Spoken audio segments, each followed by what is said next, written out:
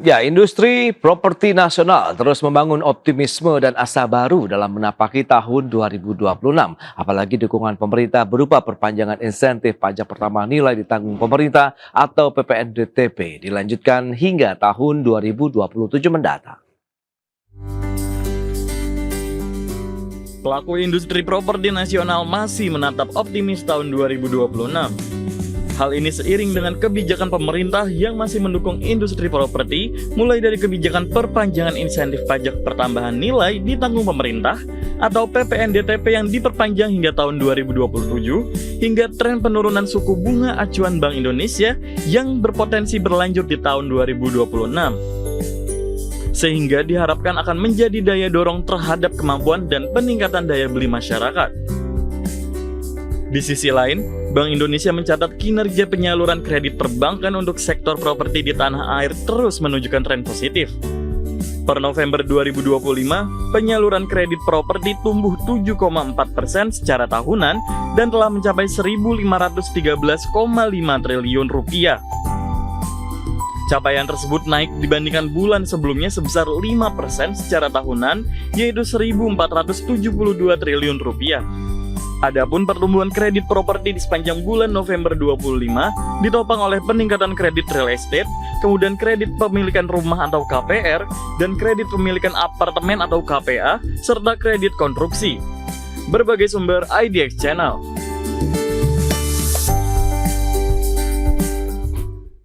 Baik, pemirsa, untuk membahas tema kita kali ini, strategi industri properti membangun asa di tahun 2026, kita sudah tersambung melalui Zoom bersama dengan Bapak Joko Suranto, Ketua Umum DPP Real Estate Indonesia, dan juga Bapak Junaidi Abdillah, Ketua Umum Asosiasi Pengembang Perumahan dan Permukiman Seluruh Indonesia atau APERSI. Langsung saja kita sapa ini. Halo, Pak Joko, apa kabar, Pak?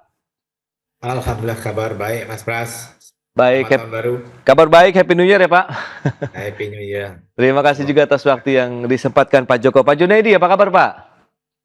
Baik, Mas Pras, sehat selalu, selamat tahun baru. Ya, selamat tahun baru juga dan semoga harapan baru juga untuk industri properti kita ya di tahun 2026. Pak Joko, mungkin kita review, Pak, bagaimana perjalanan industri properti begitu di tahun 2025 lalu. Apakah akhirnya teman-teman begitu dari industri properti sudah berhasil menancapkan tonggak fondasi yang kuat nih untuk bisa menatap tahun 2026 ini, Pak Joko?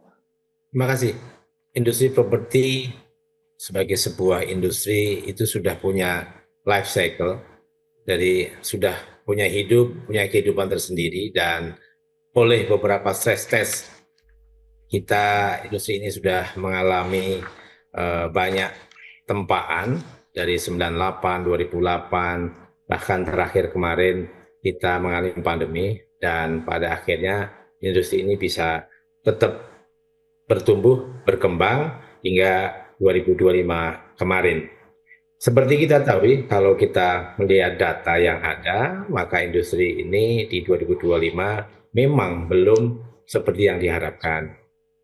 Meskipun pemerintah sudah memberikan banyak hal akses positif, misalkan dari program 3 juta rumah, kemudian PPNDTP, kemudian adanya Kementerian Perumahan, namun pada akhirnya di tahun 2025, realisasi FLPP sudah mencetak angle baru, rekor baru realisasi, yaitu hampir 280.000. Seperti kita ketahui, FLPP adalah bagian dari safety net dari industri ini yang dilakukan oleh kita, pelaku industri properti. Dari 2010 sampai 2025, 2018 pernah di 268, dan dipecahkan rekornya, realisasi FLPP ini di 278.000. Ini adalah sebuah catatan di mana bahwa satu, kebutuhan masyarakat ini masih sangat tinggi, kita tahu juga backlognya juga masih tinggi, dan di Sikumbang saat ini masih tercatat sekitar 70.000 lebih yang mengantri. Artinya ketika target kuota FLPP 350 kemudian direalisasikan di 280-an, itu sebenarnya ada potensi bisa terserap. Meskipun kita tahu bahwa banyak hal yang harus kita rapikan terkait industri ini. Yang pertama adalah mengenai administrasi, yang kedua adalah mengenai beberapa hal yang berkaitan dengan perizinan, yang ketiga adalah mengenai logistik. Nah, Tetapi dari sisi industri sendiri, dari sisi market, dari sisi ekosistem, ini adalah sebuah fondasi yang cukup untuk menatap di 2026 nanti. Kita Ya. patut untuk membangun optimisme baru. Baik. Semoga apa yang kita kerjakan bersama nantinya akan bisa membuat sebuah kolaborasi yang positif buat industri dan untuk memberikan pertumbuhan ekonomi Indonesia. Baik, Pak Joko, itu di optimisme yang masih terus dibangun dengan dukungan juga dari sisi pemerintah. Nah, lantas Pak Junaidi, Persi melihat bagaimana tahun 2025? Ini sudah sesuai harapan atau tidak? Meskipun tadi Pak Joko sudah menyinggung masih belum optimal lah kalau kita lihat begitu dari sisi outputnya. Silakan. Baik, Mas Prasetyo, Mas Joko. Jadi tahun 2025 kemarin, properti sebenarnya sudah mengalami peningkatan khususnya di rumah KPR subsidi ya. Oke. Saya lebih cenderung bicara KPR subsidi karena memang anggota kita mayoritas 90% adalah pengembang yang membangun rumah subsidi. Nah, dari stimulan-stimulan yang diberikan pemerintah itu sangat membantu sekali, baik dari sisi perizinan, PPATB dan PPNDTB. Itu saya pikir perhatian pemerintah terhadap industri properti sangat baik.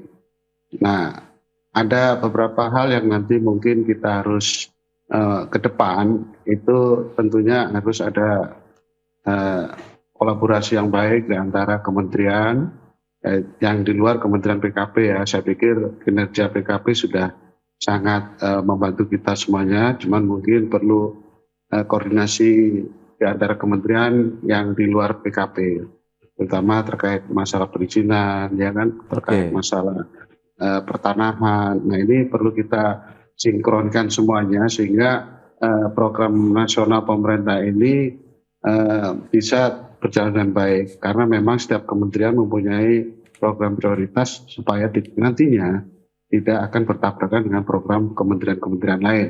Tujuan kementerian ini kan sama-sama untuk kebaikan di negeri kita, cuman mungkin ada yang hal-hal tertentu yang masih belum sinkron. Tapi kita terima kasih Kementerian PKP yang sudah banyak mengeluarkan produk-produk baiknya untuk kepentingan dunia properti, terutama untuk masyarakat berpenghasilan rendah. Baik. Jadi di sini perlu kita sampaikan bagaimana nanti terkait perizinan, pertanahan, dan bagaimana terkait pembiayaan. Itu Mas Pras. Iya, baik, itu dia. Izin, pertanahan, dan pembiayaan ya, begitu yang masih menjadi tantangan dari industri properti nasional. Tapi kalau kita lihat berarti sudah on the track. Nah, jenis hunian kalau dari Apersi ini yang paling banyak diproduksi, kemudian paling banyak diserap oleh masyarakat, meskipun Anda katakan 90% anggota Apersi adalah memang untuk rumah subsidi. Berarti MBR kita sudah mulai meningkat begitu, yang bisa memperoleh fasilitas untuk pembiayaan perumahan, atau bagaimana nih Pak Junaidi? Untuk pembiayaan perumahan saya pikir masyarakat memang daya beli masih belum membaik ya, daya belinya masyarakat. Ya. Tapi optimis masyarakat untuk memiliki rumah itu sangat tinggi. Nah, mungkin kita semuanya perlu adanya kreativitas untuk bagaimana memberikan pola-pola pembiayaan terutama masyarakat berpenghasilan rendah. Nah, ini kan masyarakat yang belum terakomodir maksimal adalah masyarakat yang pendapatan non-income atau informal. Nah, ini kita harus bagaimana semua pihak merumuskan ini sehingga masyarakat ini bisa terakomodir kepentingannya. Karena masyarakat yang seperti ini ada kemampuan tapi secara administrasi ya, betul. Ya, dan kurang RPC-nya kurang bisa memenuhi, tapi ada kemampuan untuk menyelesaikan angsuran-angsurannya. Nah, ini perlu adanya pola-pola pembiayaan khusus untuk masyarakat non-fixed income sehingga berkeadilan untuk seluruh masyarakat Indonesia, tidak memilih dasar penghasilan, tapi memilih hak dan kewajiban bagaimana bisa terakomodir kepentingan masyarakatnya. Baik, nah untuk kelas menengah seperti apa kita akan bahas nanti di segmen berikutnya. Pak Joko dan Pak Junaidi, kita akan jeda dulu sebentar ya Pak. Dan pemirsa, kami akan segera kembali usai pariwara berikut ini. Ya, terima kasih Anda masih bergabung bersama kami dalam Market Review, pemirsa. Dan berikut ini kami sampaikan data untuk Anda. Kita akan cermati seperti apa sih penyaluran kredit pemilikan rumah, kemudian juga ada kredit pemilikan apartemen ya, rentang dari Januari sampai dengan bulan November. Ini data dari Bank Indonesia. Kita lihat seperti apa sih per November 2025 tercatat 6,9%, hampir 7% pertumbuhan untuk penyaluran KPR dan juga KPA begitu di November 2025 atau menyentuh 834,7 triliun rupiah. Sementara kita sanding dengan tahun sebelumnya juga ini ada peningkatan dari 6,8 ke 6,9, dari 830,9 triliun menjadi 834,7 triliun rupiah. Dan berikutnya kita akan lihat bagaimana kredit konstruksi yang juga diberikan begitu oleh sektor perbankan kita. Ini menjadi salah satu juga pendukung ya dari sektor properti secara keseluruhan. November 2025 432,2 triliun, tumbuh 8,1%. Ini juga mengalami lonjakan cukup signifikan dibandingkan dengan Oktober yang masih stagnan saja di 0% atau 393,4 triliun rupiah. Dan selanjutnya bagaimana dengan penyaluran kredit untuk perumahan yang menengah atas ini atau real estate. Ini dia. Per November 2025 kenaikannya ini paling kencang 8,2% dibandingkan dengan bulan sebelumnya 7,7% dan dibandingkan dengan kepemilikan rumah, kemudian KPA dan juga konstruksi tadi ya. Kita lihat ini 248,7 triliun, sementara Oktober 247,7 triliun rupiah. Itu dia beberapa data terkait dengan kinerja penyaluran kredit untuk sektor properti. Kita akan lanjutkan kembali perbincangan bersama dengan Bapak Joko Suranto, Ketua Umum DPP Real Estate Indonesia, dan juga Bapak Junaidi Abdillah, Ketua Umum Apersi. Ya, dengan beberapa informasi tadi yang sudah disampaikan. Pak Joko, kalau kita lihat Kans 2026 prospeknya ini untuk perumahan ataupun properti lah kelas menengah atas begitu seperti apa? Kalau kita lihat penyaluran kreditnya juga tumbuhnya lumayan juga tadi nih Pak Joko, silakan. Oke, kalau kita melihat prospek untuk kelas menengah, Iya. kemudian atas, kalau kita menggunakan data, maka realisasi di 2025 itu ada kecenderungan kenaikan, khususnya yang di atas. Kita tahu bahwa sejak Maret memang ada tren penurunan realisasi menjadi yang rata-ratanya double digit menjadi single digit di Maret, kemudian di Juni menjadi 8,6 sama 7,2. Kita tahu bahwa di sisi komersial itu memang relatif kelihatan tetap tumbuh baik, dan yang kedua kelihatannya juga itu relatif tidak mendapatkan tekanan. Kenapa?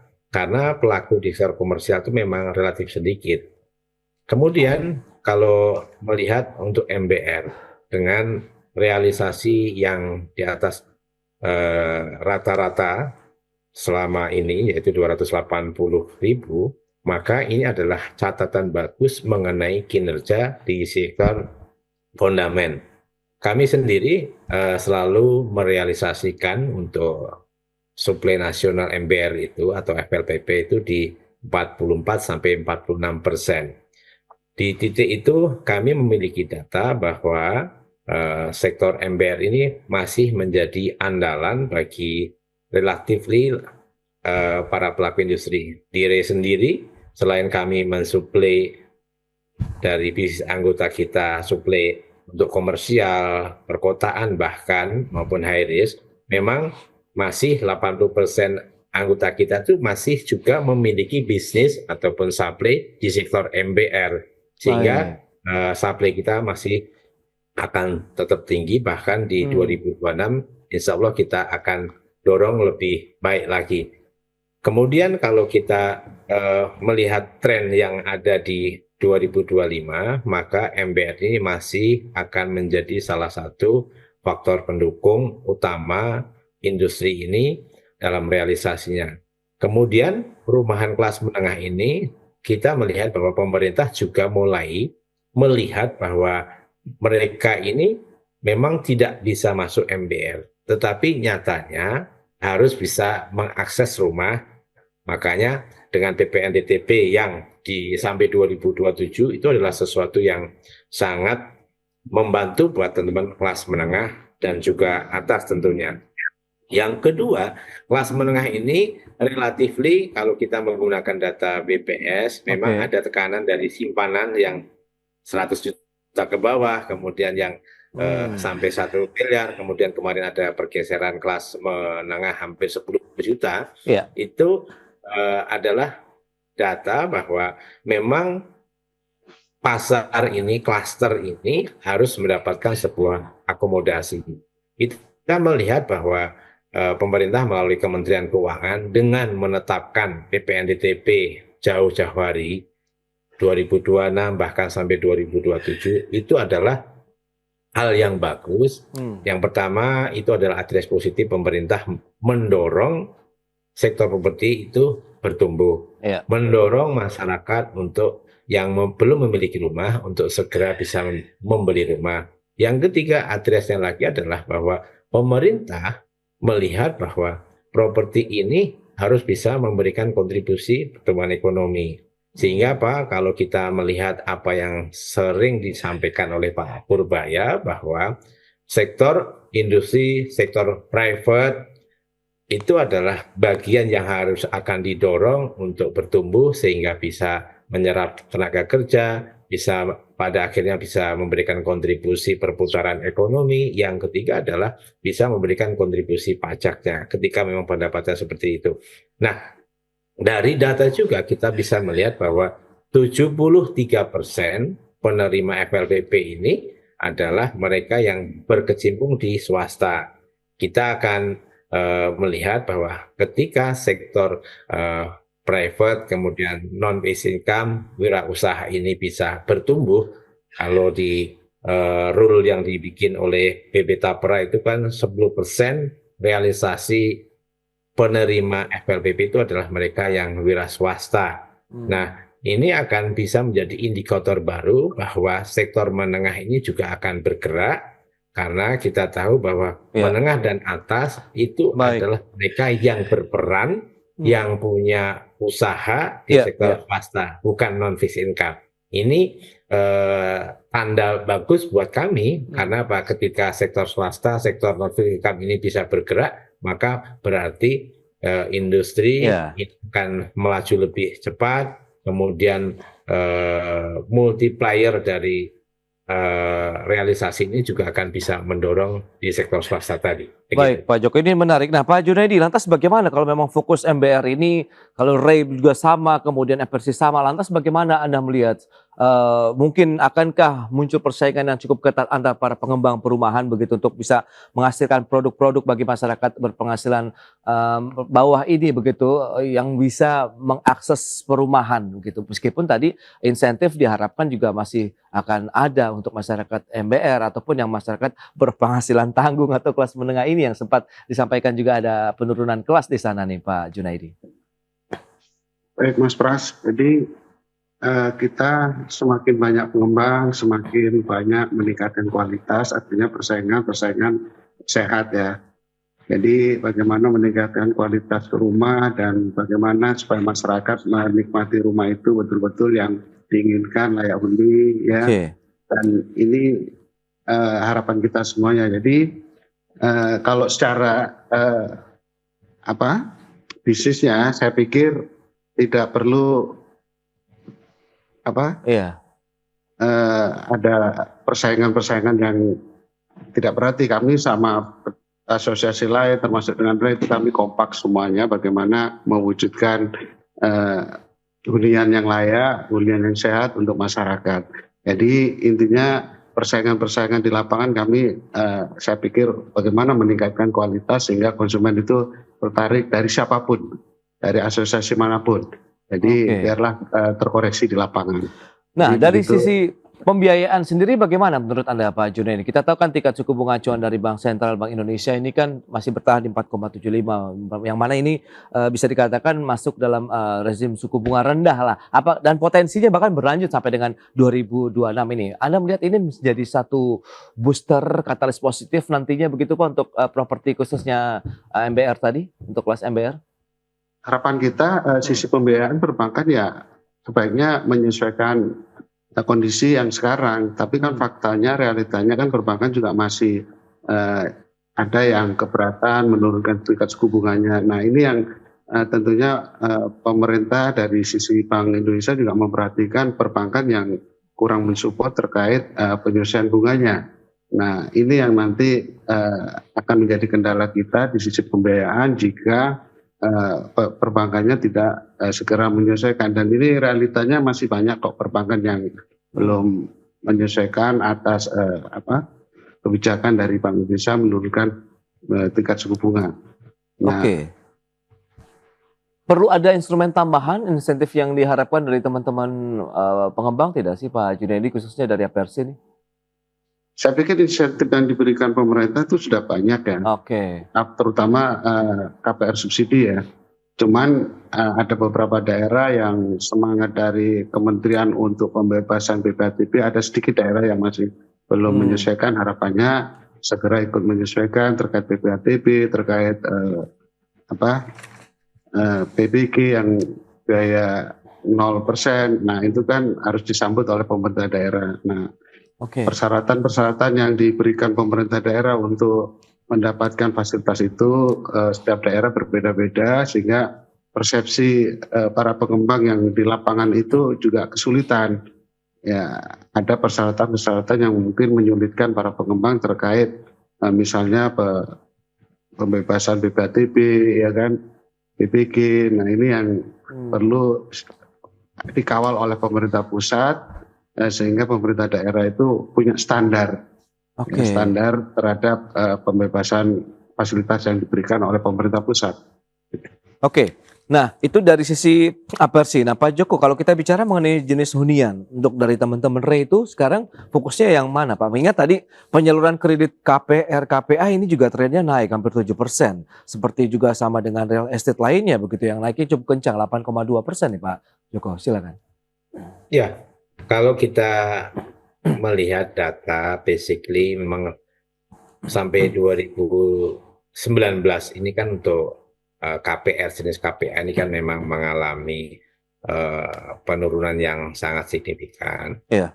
Kemudian bahkan kita melihat banyak insentif juga, misalkan WNA juga sudah bisa memiliki properti, itu adalah bagian dari insentif pemerintah untuk mendorong realisasi di klaster itu, di itu.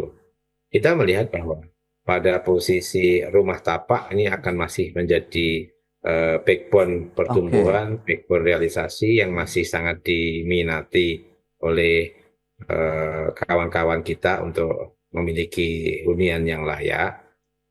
Meskipun pada akhirnya kita tahu bahwa kebijakan di sektor perkotaan itu harus high risk ya. Apalagi dengan program Presiden Prabowo untuk 1 juta di perkotaan, maka pada akhirnya ini adalah hal yang harus kita dorong bersama. Industri high risk atau apartemen ini bisa lebih bertumbuh, meskipun pada kenyataan pastinya masih di 90% lebih akan berorientasi di rumah tapak. Nah, terkait yang 1 juta rumah di perkotaan ini, pemerintah kalau kita nggak salah akan memberikan subsidi tanahnya. Bahkan kami sudah menyampaikan kepada Menteri PKP mengenai bagaimana subsidi tanah itu bisa menjadi sebuah instrumen yang pokok, sehingga isu keterjangkauan, kemudian isu mengenai ASN kurang produktif dan sebagainya itu bisa terjawab dengan adanya hunian yang affordable di kota.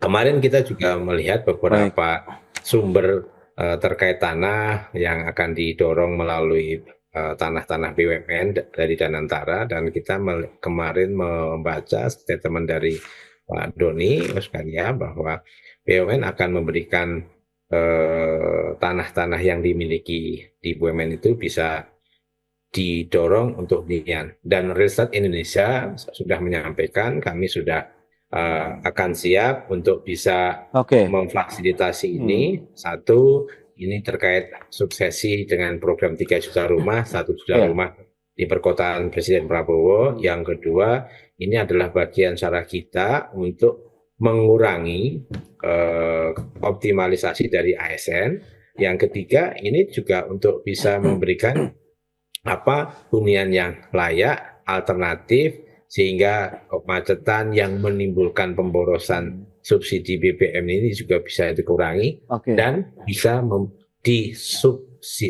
substitusikan Iya. terhadap subsidi yang produktif. Nah, ini adalah bagian evolusi ataupun inovasi yang harus selalu kita lakukan. Riset Indonesia melalui Badan Kajian Strategis juga sudah beberapa kali menyampaikan bagaimana properti yang dimaksudkan oleh Pak Prabowo bahwa perumahan yang ditargetkan 3 juta itu adalah digunakan Presiden Prabowo sebagai instrumen untuk pengentasan kemiskinan sekaligus juga untuk memberikan kontribusi pertumbuhan ekonomi. Riset Indonesia setiap injeksi 125 sampai 135 triliun itu akan memberikan kontribusi 0,5%. Dan rata-rata investasi di sektor properti ini adalah di atas 125 triliun. Artinya kalau itu yang existing, kalau betul di 2026 ini bisa kita dorong sama-sama yang 1 juta di perkotaan, kemudian yang 2 juta di pesisir sama pedesaan, maka insya Allah Restart Indonesia meyakini properti akan memberikan kontribusi minimalnya 1% sampai 1,25%. Ini kita lihat karena dampak ataupun industri yang terkait properti ini kan 185. Ini akan memberikan sesuatu bagi rakyat Indonesia, masyarakat kita, lapangan pekerjaan, kemudian pekerjaan-pekerjaan baru yang membuat ekosistem baru buat ekonomi Indonesia. Itu dia yang kita akan tunggu nanti seperti apa nanti realisasinya di lapangan di tahun 2026 ini, apalagi isu keberlanjutan green property ini kan sekarang tengah mengemuka gitu. Kita akan bahas nanti lebih jauh di segmen berikutnya. Kita akan jeda kembali sebentar Pak Joko dan Pak Junaidi dan pemirsa. Tetaplah bersama kami. Ya, pemerintah melalui Kementerian Perindustrian serius menjaga sektor otomotif di tanah air dan salah satunya dengan langkah Menteri Perindustrian Agus Gumiwang Kartasasmita yang mengirimkan surat resmi kepada Menteri Keuangan Purbaya Yudi Sadewa terkait dengan usulan insentif bagi industri otomotif nasional.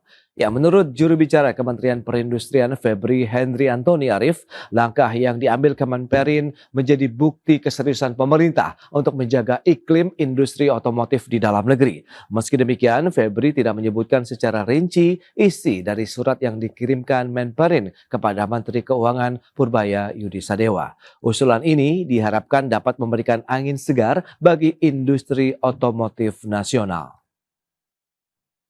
Telah mengirim surat kepada Menq terkait dengan usulan insentif otomotif untuk tahun 2026.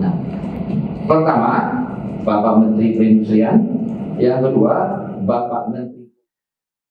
Ya, pemirsa, untuk membahas tema kita kali ini, tarik ulur rencana kelanjutan insentif otomotif di tahun 2026. Kita sudah tersambung melalui Zoom bersama dengan Bapak Yanes Pasaribu, pengamat otomotif dari Institut Teknologi Bandung. Langsung saja kita sapa ini. Halo, Pak Yanes, apa kabar Pak? Kabar baik. Baik, terima kasih. Happy New Year Pak. Happy New Year tuh. Baik, terima kasih atas waktu yang sempatkan. Ini menarik kalau kita cermati industri otomotif ya. Fluktuasinya cukup tinggi, harapannya masih cukup tinggi, tapi tantangan terkait dengan daya beli juga masih mengiringi perjalanan industri otomotif nasional kita. Nah, lantas kalau kita review bagaimana dengan insentif yang selama ini sudah diberikan oleh pemerintah. Karena kita tahu juga fokus tentang pengembangan kepada mobil listrik, bagaimana dengan mobil yang ICE sendiri yang internal combustion engine, kemudian Anda melihat seperti apa sih kalau kita review, apakah sudah sesuai dengan harapan dari pelaku usaha industri otomotif maupun dari sisi Pak Yanes sendiri begitu Pak, silakan.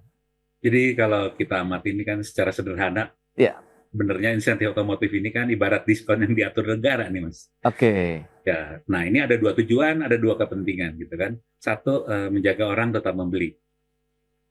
Dan yang kedua, menjaga biar pabriknya tetap produksi. Dan satu lagi ada, dari semua transaksi pajak-pajaknya bisa meningkatkan pendapatan kas negara gitu kan.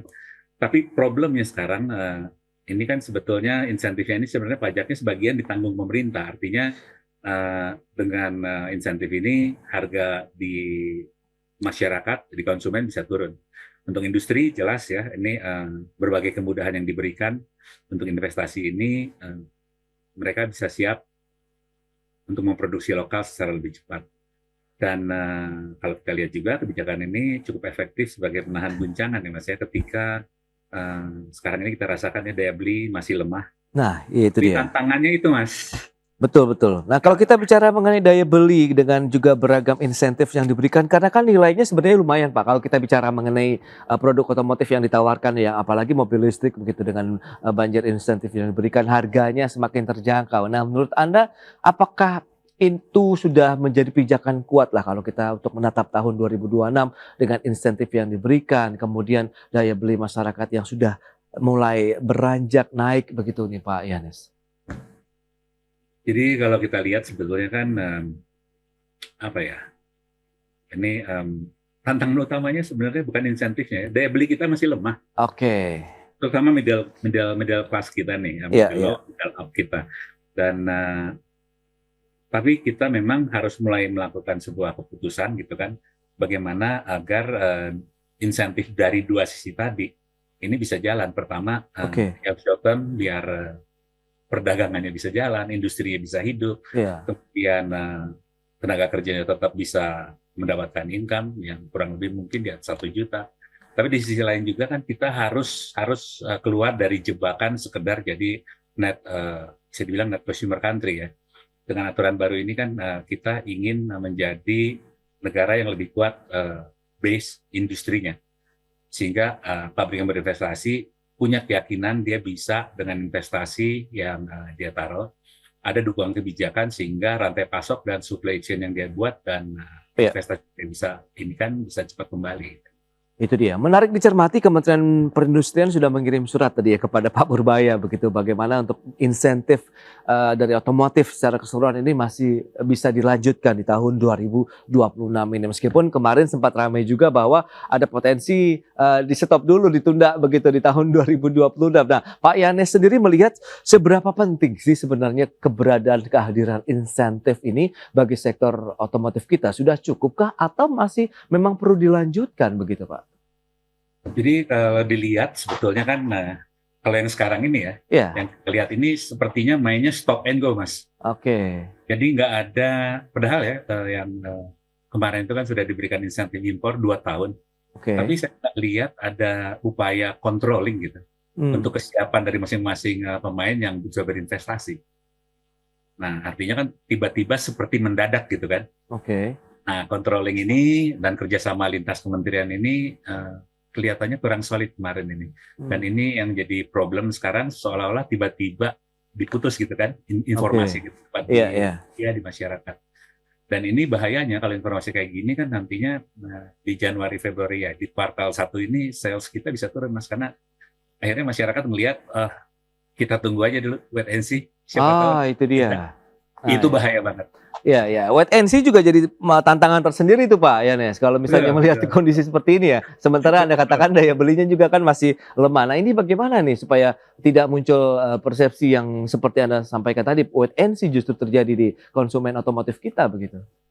Nah ini kan artinya perlu ada aturan yang bisa dibilang ya komprehensif ya. Melibatkan sebenarnya kalau saya hitung total ada 10 kementerian Mas. Ini ada 3 kementerian utama jelas ya, jadi Menko Equin, Menteri Perindustrian dan Menteri Keuangan.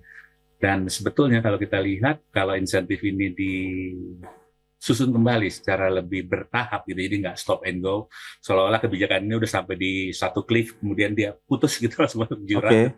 Go. Sebenarnya kan kalau transaksi-transaksi akibat ada insentif yang disusun secara bertahap ini dijalankan sebenarnya dari 2 tahun lalu ya.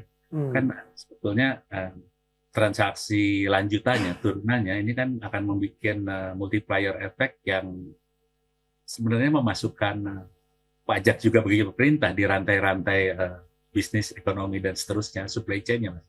Oke, itu dia. Jadi nggak hitam putih gitu. Sekarang kayaknya kalau kita lihat cenderung agak hitam putih semua nih.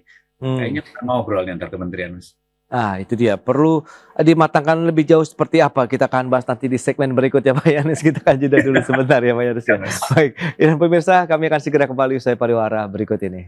Baik pemirsa, kita akan lanjutkan kembali perbincangan menarik ini bersama dengan Bapak Yanis Pasaribu, pengamat otomotif dari Institut Teknologi Bandung. Nah ini dia bicara mengenai insentif industri otomotif begitu, karena kita tahu banyak pihak akhirnya juga yang masih berharap begitu. Bahkan tadi Kemenperin sudah mengirimkan surat ini akan bisa dilanjutkan, tapi di satu sisi ada potensi diturun. Nah kalau kita bicara mengenai kesetaraan lah dengan jenis-jenis kendaraan lain yang baik yang internal combustion engine maupun yang full EV. Nah, Anda melihat sepertinya perlu ada kesetaraan atau sekarang memang berat sebelah atau bagaimana nih Pak Yanis, sehingga kita melihat nanti 2026 ini akan lebih fair begitu.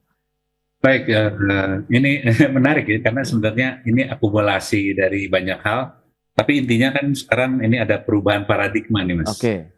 Dari yang tadinya combustion engine atau kendaraan yang berbasis BBM fosil, yang notabene kita udah tahu lah triliunan itu habis uang negara untuk substitusi untuk impornya ya. Yeah.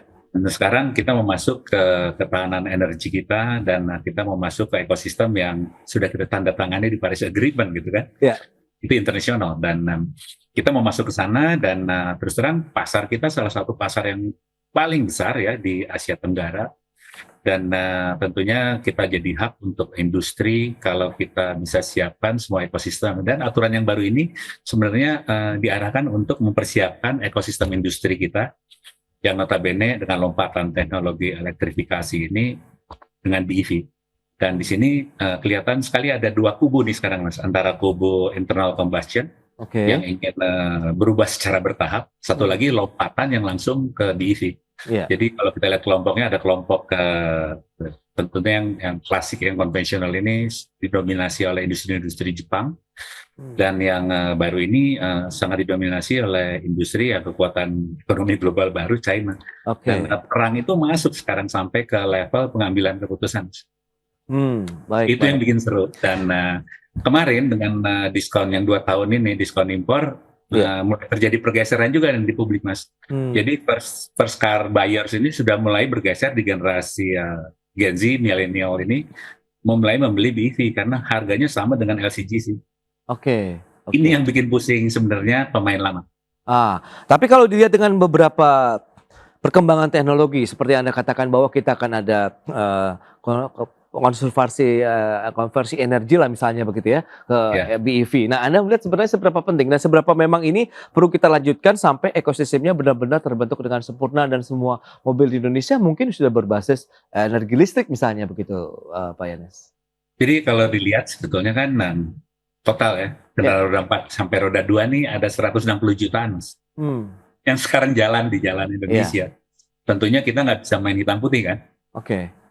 Putus yang lama, yang baru disuplai penuh. Artinya kita harus bikin ya sebuah kebijakan yang benar-benar bisa memberikan equilibrium sehingga dua ekosistemnya bisa jalan bareng, Mas. Betul. Jadi yang paling siap listriknya kan sebenarnya kota-kota besar dan di Pulau Jawa. Luar kota besar, infrastruktur charging dan sebagainya belum siap, Mas. Masih jauh. Artinya ini harus jalan bareng, Mas. Dan pemerintah harus support semuanya. Kalau bisa jalan bareng berarti kan insentifnya harus sama-sama dong, atau bagaimana Anda melihatnya? Betul. Artinya perlu diatur model insentif yang berbasis, tentunya ini kan udah ada TKDN ya. Dan juga berbasis price ya, karena terus terang pembeli terbesar di Indonesia ini adalah di range mulai dari 100 sampai 300 jutaan. Itu segmen terbesar yang selama ini tepatnya mungkin 10 tahun terakhir ini menghidupi ekonomi dari industri otomotif kita. Bukan kendaraan di atas 700-800 Mas. Ini yang harus diatur oleh pemerintah polisinya biar perkembangannya ini, pertumbuhannya ini bisa smooth di ekonomi menuju baik. Nah itu dia. Lantas kalau kita bicara mengenai tarik ulur rencana kelanjutan insentif otomotifnya, akankah berlanjut di tahun 2026 atau bagaimana menurut Pak Yanis? Kalau kita lihat lobby Jepang kuat Mas. Dan lobby China juga kuat. Artinya kalau saya lihat bakal ada kompromi sih Mas. Win-win solution ya. Nggak mungkin kita ngorbanin ya sunset industry yang udah ada jutaan tenaga kerjanya Mas, kayak 1 juta. Baik, kita tunggu nanti hasilnya seperti apa. Semoga ada win-win solution. Yang penting bagaimana masyarakat Indonesia mendapatkan produk otomotif yang berkualitas, kemudian terjangkau dan yang tadi mungkin semakin ramah lingkungan begitu ya. Pak Yanis, terima. Betul, baik. Terima kasih banyak Pak Yanes atas informasi update dan juga insight yang sudah disampaikan. Selamat melanjutkan aktivitas Anda kembali. Salam sehat Pak Yanes. Selamat. Ya. Baik pemirsa, 1 jam sudah saya menemani Anda dalam market review dan perbaharui terus informasi Anda hanya di IDX Channel, your trustworthy and comprehensive investment reference. Karena urusan masa depan harus ke depan, aku investor saham. Saya Prasetyo Wibowo beserta seluruh kerabat kerja yang bertugas pamit undur diri. Terima kasih dan sampai jumpa.